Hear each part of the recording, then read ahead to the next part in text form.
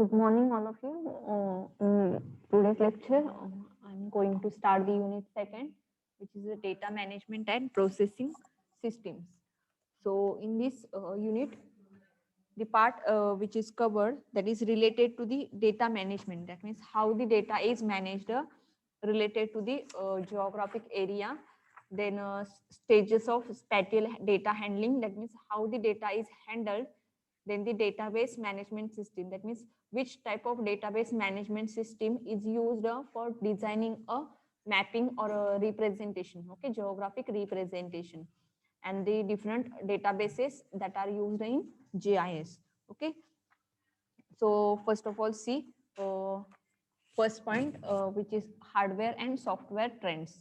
Okay, so information and communication technology is an ever expanding field in both dimensions, hardware and software.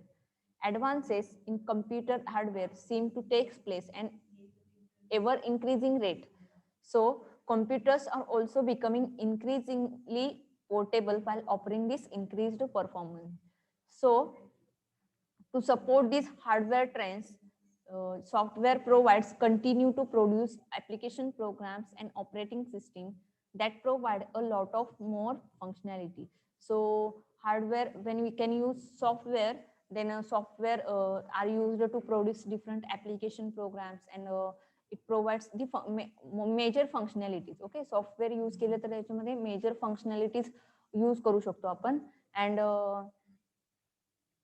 existing software performs better when run on a faster computers. So we can use both hardware and software trends in a GPS system. Okay, in GPS system मध्ये आपण hardware and software use करू शकतो. So there are different hardwares and softwares are available. So the another one, there are different types of protocols are also available, that is universal mobile telecommunication system. So UMTS protocol, okay, that allows digital communication of text, audio, video rate at approximately 2 Mbps. The HSDPA protocol offers up to 10 times this speed. Then LTE Wi-Fi Max under 4G network offers speed ranging from 5 Mbps to 20 Mbps. Mbps. 5G network is under development with a proposed speed of 500 Mbps. तुम्हाला माहिती असेल 5G network हे under development मध्ये आहे, म्हणजे processing चालू आहे. त्याच्यामध्ये त्याचा रेट काय असणार आहे तर 500 मेगाबिट्स पर सेकंड. ओके, 500 मेगाबिट्स पर सेकंडने हे स्पीडने तुमचं इंटरनेट चालू शकतं. ओके, आता जर तुम्ही 4G नेटवर्क यूज करता तर त्या नेटवर्क मध्ये स्पीड हा 5 Mbps टू 20 Mbps या स्पीडने आहे. ओके, तर या टाईपचे जे काही पर्टिक्युलर फॅसिलिटीज आहेत तर त्या फॅसिलिटीज या टेक्निक मध्ये यूज केलेल्या आहेत. Okay, so mobile phones are more and more frequently being used to connect computers on the internet. Okay, म्हणजे तुमचे computer over the internet connect करण्यासाठी या डिफरंट टाईपचे प्रोटोकॉल्स असतील किंवा त्याच्यामध्ये यूज होणारे नेटवर्क्स आहेत किंवा त्याचा स्पीड आहे, तर तो स्पीड याच्यामध्ये काय होऊ शकतो आहे इन्क्लूड केलेला आहे. आणि त्यामुळे तुमचं जे काही वर्किंग आहे तर ते वर्किंग तुमचं इझिली इथे वर्क होऊ शकतं. Okay, so the another option which is Bluetooth. So Bluetooth versions are, आता हे मी काय सांगते तर याच्यामध्ये तुम्हाला hardware and software trends, that means which types of hardware and software trends are included in GIS. GIS मध्ये हे काय काय होऊ शकतं किंवा काय काय इन्क्लूड होतं ते मी याच्यामध्ये सांगते. So first of all, different types of hardwares and softwares are used in this particular facility. Then the different types of internet facilities are also available. Then the Bluetooth. So Bluetooth version 2.0 3.0 is a standard that offers up to 3 Mbps to 20 Mbps over wireless connection. Okay, म्हणजे wireless connection through 3 Mbps to 24 Mbps या स्पीडने data send होऊ शकतो, receive होऊ शकतो. Okay, and especially between palm and laptop computers and their peripheral devices such as a mobile phone, GPS or printer at short range. म्हणजे याच्यामध्ये तुमचे peripheral devices म्हणजे जे कम्प्युटरला कनेक्टेड असतील ते डिव्हाइसेस, मग त्याच्यामध्ये मोबाईल फोन असेल, जीपीएस. ओके, जीपीएस तुम्हाला माहिती असेल तुमच्या मोबाईलला जीपीएस आहे तर ते वायफाय थ्रू सुद्धा हे तुमचं जीपीएस या सिस्टीम मध्ये कनेक्ट होऊ शकतं. Okay, so wireless LAN under the Wi-Fi standard offer a bandwidth of up to 108 Mbps on a single connection point to be shared between computers. म्हणजे वायरलेस लॅन मध्ये त्याची वायफायची जी काही बँडविड्थ आहे ती 108 Mbps इतकी असू शकते. Okay, so the another one is when the medium of communication is not the air. Okay, that means the communication is not done in the form of wireless. That means wireless connection नसेल. आता मी तुम्हाला हे सांगितलं Bluetooth असेल किंवा त्याच्यामध्ये हे जे काही 4G 5G हे जे काही स्पीडने तुमचं इंटरनेट चालतं ते सॅटेलाइट थ्रू म्हणजे तुमचं वायरलेस कनेक्शन आहे. तर याच्या थ्रू कनेक्शन होऊ शकतं. That are the facilities which is given under internet. So the medium of communication is not in the air. Okay, so for that the different types of cables are used. तुम्हाला networking subject मध्ये झालेलं असेल different types of cables. Okay, so network and cables. मग तुम्हाला त्याच्यामध्ये star network and different types of networks and different types of cables. तर ह्या cables सुद्धा याच्यामध्ये यूज होतात. कॉपर और fibre optic cable called are as wired networks, then dial-up telephone modems. Okay, then the digital telephone links. Okay, ISDN तुम्हाला माहिती असेल. Then ADSL. Okay, so these types of networks are used with their different speeds, that is in Mbps. या Mbps मध्ये हे available आहेत. Then the wide area computer network, that is national, continental, global, have a capacity of several Gbps. म्हणजे याच्यामध्ये गिगाबाईट per second या स्पीडने सुद्धा हे वायर्ड एरिया कम्प्युटर नेटवर्क चालू शकतात. मग ते नॅशनल असतील, कॉन्टिनेंटल असतील, ग्लोबल असतील. Then the fibre optic based local area network. Fibre optic cable base हे लोकल लॅन असेल तर त्याच्यामध्ये ट्रान्समिशन रेट हा 1 Gbps असतो. That is gigabyte per second. So तुम्हाला हे मेजरमेंट माहिती असेल. 1 bit means 8 byte. 8 byte means 1024 byte means 1 kilobyte. 1024 kilobyte means 1 megabyte. Megabyte to gigabyte. Gigabyte to terabyte. Terabyte to pentabyte. Okay, so आता आपला जो speed आहे तो Mbps करून कशावरती गेलेला आहे, Gbps. पण हा वाइड एरिया नेटवर्कचा स्पीड आहे. ओके, तर आता ह्याच्यामध्ये fibre optic based local LAN असेल तर त्याच्यामध्ये त्याचं ट्रान्समिटेशन रेट हा 1 Gbps आहे. Okay, and however offers speed ranging from 5 Gbps to 20 Gbps. म्हणजे स्पीड बघा किती असेल. आता तुम्ही मोबाईलला फक्त 4G यूज करताय. ओके, तर 4G मध्ये तर हा स्पीड हा तुमचा 5 Mbps to 20 Mbps आहे, MB मध्ये आहे. तर जो Gbps मध्ये गेला तर तो किती फास्ट मध्ये चालेल हे तुम्ही विचार करा.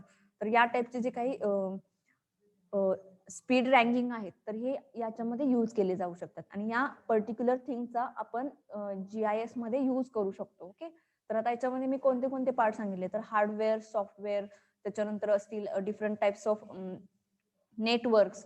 मग त्याच्यामध्ये ब्लूटूथ नेटवर्क असेल, त्याच्यानंतर वायर्ड कनेक्शन असेल, वायरलेस कनेक्शन असेल, तर हे याच्यामध्ये यूज केलं जाऊ शकतं. Okay, so these are the particular concepts that are comes under hardware and software trends. Okay, त्याच्यानंतर बघा geographic information system. So this point I already covered in chapter first, that is the description of geographic information system, and in that it is a computer based system that provides the following set of capabilities to handle georeferenced data, that is data capture and preparation, then data management, data manipulation and analysis, and data presentation. That means suppose I want to make a graph of a particular geographic area or a geographic region, then there is a need to capture and collect the information which is present on the particular that geographical region. म्हणजे suppose एखादा geographic region असेल, area असेल, पृथ्वीवरचा कोणता तरी असा एक भाग असेल की त्याचं मला ग्राफिकल रिप्रेझेंटेशन क्रिएट करायचं आहे, मला मॅपिंग तयार करायचं आहे त्या पर्टिक्युलर एरियाचं, तर त्याच्यावरती मला डेटा कॅप्चर करायचा आहे आणि प्रिपेअर करायचा आहे. म्हणजे मग तो डेटा हा ऍज अ स्पॅटियल डेटा असतो. स्पॅटियल डेटा म्हणजे तो कोणत्याही फॉर्मॅटमध्ये असेल, असं नाही की तो फक्त नंबरिंग मध्ये असेल. म्हणजे ते रोड्स असतील, बिल्डिंग असतील, म्हणजे जसा एरिया तो डेव्हलप झालेला आहे तर त्या टाइप मध्ये तो डेटा कॅप्चर केला जातो. आणि तो डेटा कॅप्चर करणं म्हणजे तो स्पॅटियल डेटा कलेक्ट करण्यासाठी डिफरंट मेथड्स आहेत. तर त्या डिफरंट मेथड्स याच्यामध्ये यूज केल्या जातात. आता तो डेटा स्पॅटियल डेटा कलेक्ट करण्यासाठीच्या मेथड्स काय आहेत तर त्या तुम्हाला पुढे शिकायच्या आहेत. Okay, then the second one is data management. That means how to data manage, म्हणजे जो डेटा कलेक्ट केलेला आहे तर तो मॅनेज कसा करायचा, तर ते या सेकंड स्टेप मध्ये येतं. Then data manipulation and analysis.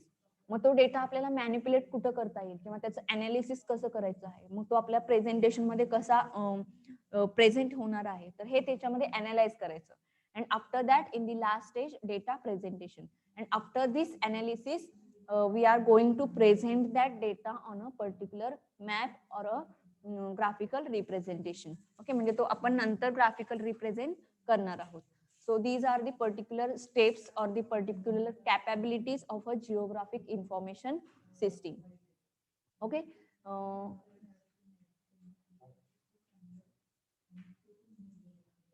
Then in that it use different GIS software, then GIS architecture and functionality.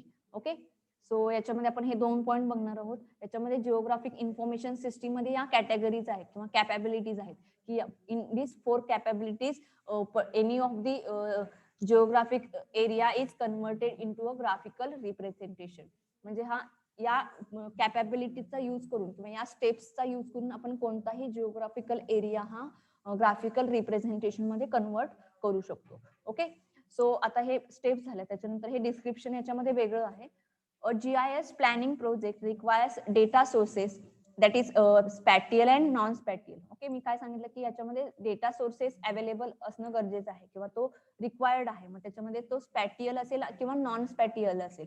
Okay, तर आता स्पॅटियल म्हणजेच काय, तर मी तुम्हाला सांगितलं की याच्यामध्ये एखादा जिओग्राफिक रिजन असेल तर त्याच्यामधले त्या पर्टिक्युलर रिजन वरती डिफरंट थिंग्स अवेलेबल आहेत. म्हणजे त्या एरियावरती अशा कितीतरी गोष्टी अवेलेबल असतील तर त्या कलेक्ट करणं किंवा त्याची माहिती गोळा करणं किंवा इन्फॉर्मेशन कलेक्ट करणं म्हणजेच काय, तर spatial data. And non spatial data, non spatial म्हणजे काय की तो आपण काउंट करू शकतो किंवा आपण तो मेजरमेंट मध्ये घेऊ शकतो.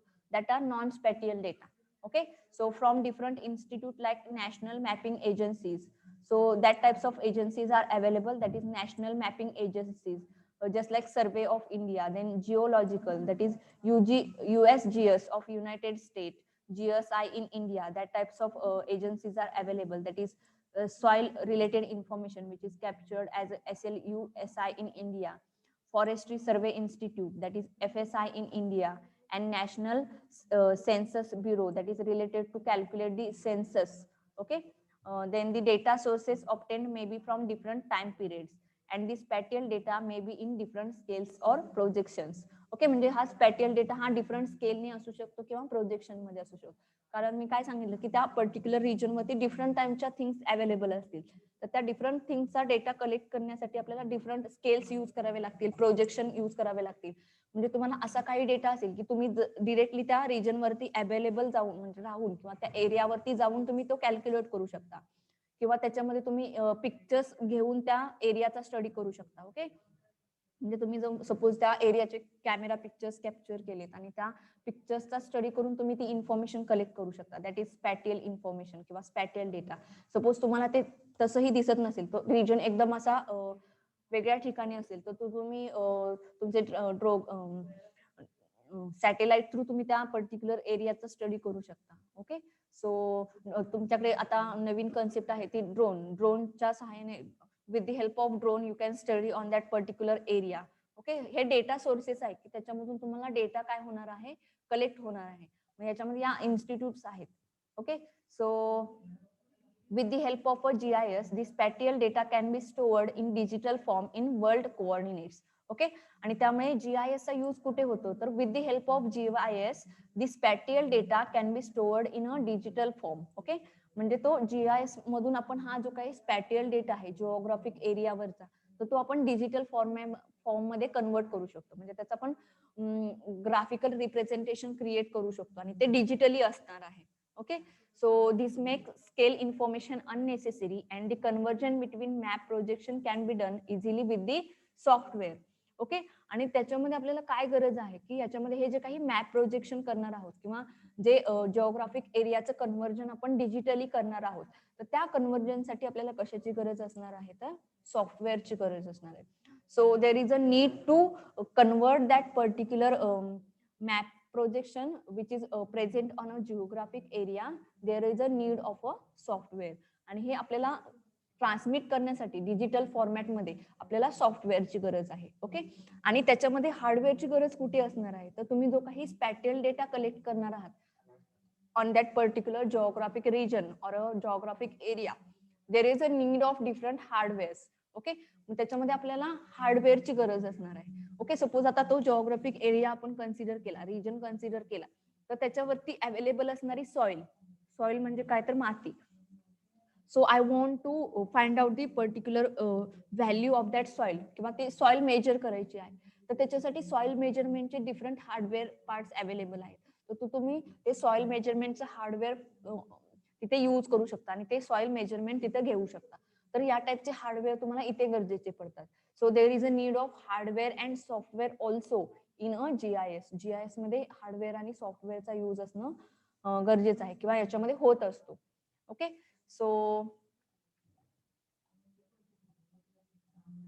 जीआयएस सॉफ्टवेअर, आता याच्यामध्ये जीआयएस सॉफ्टवेअर कोणते कोणते आहेत तर ते आपल्याला बघायचं आहे.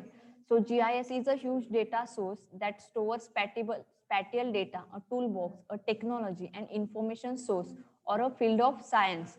Okay, so जीआयएस मध्ये आपण डिफरंट टाइपचा जे काही इन्फॉर्मेशन असेल related to the presentation of a geographic area, all that information is stored in this GIS. Okay, so there are different types of packages available in on the market, and that have their own strengths and weaknesses resulting from the development history and intended application domains of the package. Okay. So तुम्हाला जर GIS software use करायचं असेल तर त्याच्यासाठी मार्केटमध्ये तुम्हाला different GIS packages available आहेत. So you can use any of the package as you want, but that packages have their own strengths, that means positive things and it has also their weaknesses. म्हणजे एखादा software घेतलं किंवा त्याच्यामध्ये package consider केलं तर त्याचे असे काही स्ट्रॉंग पॉईंट पण आहेत आणि वीक पॉईंट पण आहेत. Okay. So any package that provides support only for only raster or only objects and is not a complete GIS. मग आता मी तुम्हाला सांगितलं की त्याच्यामध्ये आपण वेक्टर रिप्रेझेंटेशन करतो, रॅस्टर रिप्रेझेंटेशन करतो, तर त्याच्यामध्ये जीआयएस मध्ये फक्त सेपरेट करून चालणार नाही, तर आपल्याला हे कलेक्टेड मध्ये हवं आहे. सो तर आता याच्यामध्ये एक डिफरंट एक्झाम्पल्स दिलेले आहे की त्याच्यामध्ये हे पॅकेजेस आहेत. तर त्याच्यासाठी बघा, GIS packages include LWIS. Okay, so this is one of the package. Then Integraph GeoMedia, so this is the another package. Then ESRI's ArcGIS. Okay, and Map Info from Map Info Corporation, म्हणजे Map Info हे एक package आहे. So there is no particular GIS package which is necessarily better than another one. Okay, so याच्यामध्ये एकापेक्षा कोणतं जास्त better आहे हे आपण सांगू शकत नाही. ओके. सो आता ह्याच्यामध्ये पर्टिक्युलर इन्फॉर्मेशन दिलेली आहे की हे प्रोडक्ट तुम्ही कशासाठी यूज करू शकता. So just remember this types of packages are available on the market, that is ILWIS, then Integraphs GeoMedia, ArcGIS, MapInfo. So these are the software GIS packages that are comes under GIS software. Okay, and in second point which is comes under geographic information system is GIS architecture and functionality. Okay, so GIS in architecture and functionality means आता तुम्ही जे इथं या 4 categories बघितल्यात तर त्या categories तुम्हाला याच्यामध्ये बघायच्या आहेत. Data, GIS, architecture and functionality. Okay, so geographic information system consist of software, data, people and and infrastructure. Okay, geographic information system मध्ये म्हणजे जीआयएस मध्ये तुम्हाला हे इम्पॉर्टंट आहे की जीआयएस मध्ये तुम्ही कोणतं सॉफ्टवेअर यूज करणार आहात, त्याच्यानंतर त्याच्यामध्ये कोणता डेटा असणार आहे, त्याच्यानंतर त्या जीआयएस सिस्टीम क्रिएट करण्यासाठी किंवा रिप्रेझेंटेशन क्रिएट करण्यासाठी त्याच्यामध्ये कोणते कोणते पीपल्स इन्क्लूड असणार आहेत आणि त्याच्यामध्ये इन्फ्रास्ट्रक्चर काय असणार आहे. Okay, so see this diagram. which contains first one data capture and preparation. He first stage तुम्हाला मिळेल, data capture and preparation. Then the another one is data analysis, data management. Okay, data management, data manipulation and analysis. See here, data analysis. Okay, then this is the management and data presentation. So these are the data capture. म्हणजे suppose एखादी image असेल, आता या image वरून दिसत असेल की याच्यामध्ये काय केलेलं आहे, तर डेटा कॅप्चर अँड प्रिपरेशन मध्ये काय केलेलं आहे, तर हा सपोज एक जिओग्राफिक एरिया असेल, तर तो जिओग्राफिक एरियाचा स्टडी कसा केलेला आहे, तर त्याच्यामध्ये हे सॅटेलाइट थ्रू इन्फॉर्मेशन कलेक्ट केलेली असेल किंवा तुमच्या कम्प्युटराइज्ड इन्फॉर्मेशन कलेक्ट केलेली असेल किंवा त्याच्यामध्ये पर्टिक्युलरली स्टडी, त्या पर्टिक्युलर एरियाचा स्टडी जाऊन केलेला असेल किंवा मॅपिंग थ्रू त्या एरियाचा स्टडी केलेला असेल. That means from different ways data is going to captured, and that data is called as a spatial data or non-spatial data. Okay, म्हणजे तो स्पॅटियल डेटा आणि नॉन स्पॅटियल डेटा आपण असं कन्सिडर करतो. कारण का, तर आपण जर सपोज बघा एक्सेल मध्ये शीट क्रिएट केली तर हा एक फॉर्मॅटेड डेटा असतो किंवा तो इझिली आपल्याला समजतो, पण हा डिफरंट वेने किंवा डिफरंट मेथड्स यूज करून आपण तो डेटा कलेक्ट केलेला असतो आणि त्यामुळे तो मर्ज करणं तितकं सोपं नसतं. and that's why it is spatial data. Data capture and preparation. आता प्रिपरेशन म्हणजेच काय, तर तुम्हाला हा इथे एक ऑप्शन दिसतो क्लिन्झिंग. म्हणजे हा जो डेटा तुम्ही डिफरंट मेथड्स यूज करून किंवा डिफरंट वेजने कलेक्ट केलेला असतो, that data is cleansing. That means त्याच्यामधून जर डेटा काही रिपीट होत असेल किंवा एखादा डेटा मिस होत असेल तर तो डेटा पूर्ण कलेक्ट केला जातो आणि जेवढा डेटा गरजेचा आहे तर तो तेवढाच डेटा पुढे पास केला जातो. That means the data is cleansing in this stage, that is data capture and preparation. Okay, after cleansing it stores on the data storage and that is called as data management. तो data cleansing केल्यानंतर कुठे store केला जातो, तर data management स्टेजला किंवा data स्टोरेजला हा data काय केला जातो, स्टोअर केला जातो after data capture and preparation. Okay, then after data storage and data storage that data is again send to data analysis. तो डेटा अनालिसिस फेजला काय केला जातो, अगेन सेंड केला जातो. अगेन तुम्हाला या स्टेजमध्ये सुद्धा, या डायग्राम मध्ये सुद्धा तीच इमेज दाखवलेली आहे किंवा स्टेप्स दाखवलेले आहेत. Data capture and preparation, it send the data to the data storage, then data storage send it to data analysis and data analysis send it to data presentation. Okay, तो again data presentation लेअरला हा send करत असतो.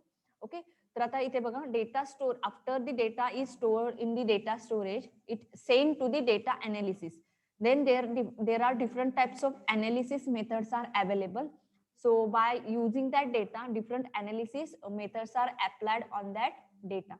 म्हणजे याच्यामधल्या different methods आहेत, तर त्या methods या डेटावरती अप्लाय करून त्याचं अनालिसिस केलं जातं. आता तुम्हाला इथे बघू शकता, हे तुमचं ग्राफिक काय म्हणतो याला आपण, on XY plane you just create a map. म्हणजे तुम्ही मॅपिंग क्रिएट करू शकता याच्यामध्ये किंवा त्याच्यामध्ये पर्टिक्युलरली अनालिसिस, म्हणजे सपोज तुम्हाला पर्सेंटेज मध्ये व्हॅल्यू कॅल्क्युलेट करायची आहे, एखादा इन्फॉर्मेशन किंवा डेटा त्या एरियावरती प्रेझेंट आहे या फॉर्मॅटमध्ये. ओके, तर मॅपिंग असेल तर हे मॅपिंग याच्यामध्ये केलं जातं. That are comes under data analysis and that after data analysis it sends to the data representation. Data analysis झाल्यानंतर तो डेटा रिप्रेझेंटेशन या स्टेजला जातो आणि याच्यानंतर काय होतं, तर डेटा प्रेझेंटेशन मध्ये तुमचं ऍक्च्युअली जे काही ग्राफिंग असतं तर ते ग्राफिंग या डेटा प्रेझेंटेशन स्टेज मध्ये होतं. Okay, so this is the simple way, that is data capture and preparation, then data storage, that is data management. Okay, then after data management it sends to data analysis, then after data analysis it sends to data presentation. Okay, so this is the way. आता मी तुम्हाला इथं already हे explain केलं होतं की हे कसं होतं, हे या 4 कॅटेगरीज. ओके, सो याच्यामध्ये मला वाटतं कोणाला काही प्रॉब्लेम नसेल. मला वाटतं 2 ते 3 वेळा हे एक्सप्लेन करून झालेलं आहे. सो सियर, आता याच्यामध्ये काय काय इन्क्लूड होऊ शकतं मी सांगते. ही प्रोसिजर तुम्हाला समजली आहे का? त्याच्यानंतर मी सांगते की डेटा कॅप्चर करण्यासाठी आपण काय काय यूज करू शकतो. Okay, so data can be collected through a first hand observation called as primary source. आपण फर्स्ट हँड ऑब्झर्वेशन हे डेटा काय करू शकतो, कॅप्चर करू शकतो. Or through individually data collect करू शकतो. ऑर्गनायझेशन और published data that is called as secondary source, म्हणजे ऑलरेडी ऑर्गनायझेशन कडे तो डेटा अवेलेबल आहे किंवा पब्लिश्ड डेटा आहे. That data we can take for the data capture and preparation. Okay, that are called as secondary source. Okay, then capturing and acquisition is done through a scanning. Okay, म्हणजे आपण data कसा collect करू शकतो, capture करू शकतो by using scanning. Scanning through आपण data collect करू शकतो.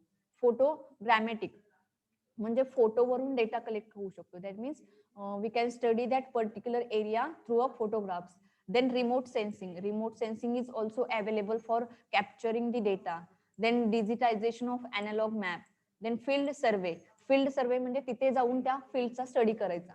That is field survey. Then GPS survey or manual data entry. So these types of methods are available for data capture.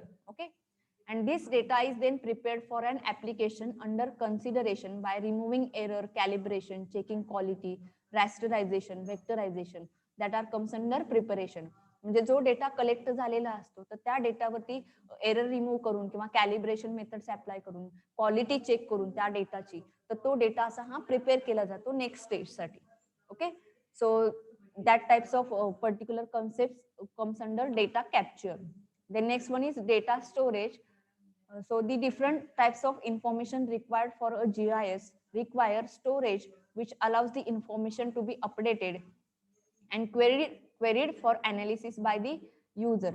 Spatial data is usually stored as themes, layers, or coverage. Okay, so attribute data is in the form of object or a feature. Okay, so आता याच्यामध्ये जो स्पॅटियल data असेल मग तो स्पॅटियल data आपण हा काही Excel sheet मध्ये स्टोअर करू शकत नाही किंवा तुम्ही 1 2 3 नंबर मध्ये असं स्टोअर करू शकत नाही नंबरिंग मध्ये. तर हा स्पॅटियल डेटा हा डिफरंट फॉर्मॅट मध्ये असतो आणि तो डिफरंट डेटा स्टोअर करण्यासाठी त्याच्यामध्ये थीम्स यूज केल्या जातात, लेयर्स यूज केले जातात, कव्हरेजेस यूज केले जातात. Okay, so these types of methods are used for data storage. The next one is data analysis. So for data analysis, buffering, modeling, these concepts are used. Okay, and these methods are used in building and coverage of a project. म्हणजे जो काही area असेल तर त्याचं representation build करण्यासाठी हे analysis methods use करू शकतो. And software, there are different types of software packages available and it allows the users to define and execute this procedures. Okay, जे काही GIS सॉफ्टवेअर्स आहेत तर त्याच्यामध्ये हे डेटा अनालिसिस पॅकेजेस अवेलेबल आहेत. And the next one is presentation of a spatial data. Okay, and after that data is coming from these stages. Last stage is presentation. Okay, so the presentation means after the careful preparation on several mapping tools which are integrated with GIS, the maps are presented to users. That means the particular mapping of that particular area is presented. That means graphical representation is created in this stage. That is the last stage, presentation, data presentation. Okay, समजलेले आहे ही procedure. ही procedure तुमची GIS मध्ये असते. म्हणजे तुम्ही directly एखाद्या कोणत्या area केला कन्सिडर केलात आणि त्या एरियावरती तुम्ही जाऊन फील्ड सर्वे केलात आणि डिरेक्टली तुम्ही जर त्याचं ग्राफिकल रिप्रेझेंटेशन करायला गेलात तर ते होणार नाही. So you need to follow this procedure. Okay, या प्रोसिजर थ्रू तुम्हाला जायचं आहे आणि त्याच्यानंतर तो एरिया काय होऊ शकतो तिथे प्रिपेअर होऊ शकतो किंवा प्रेझेंट होऊ शकतो.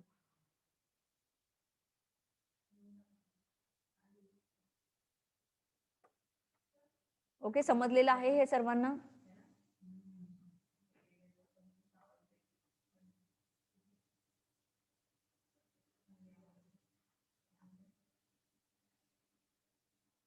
Then the third point which is comes under this, which is spatial data infrastructure. Okay, that point comes under geographic information system. First one is GIS software, then GIS architecture and functionality, and third one is spatial data infrastructure. Okay, so what is mean by spatial data data infrastructure? It is the relevant base collection of technologies, policies, and institutional arrangements that facilitates the availability of and access to spatial data. म्हणजे अशा काही technologies आहेत किंवा policies आहेत, institutional arrangements आहेत की that facilitates the availability and access to the spatial data. म्हणजे ते स्पॅटियल डेटाला ऍक्सेस देऊ शकतात किंवा त्याच्यामध्ये स्पॅटियल डेटा अवेलेबल करून देऊ शकतात. that are comes under spatial data infrastructure. Then it also deals with the sharing of spatial data between the GIS in a various organizations with the key importance and aspects of data dissemination, security, copyright and pricing requirement.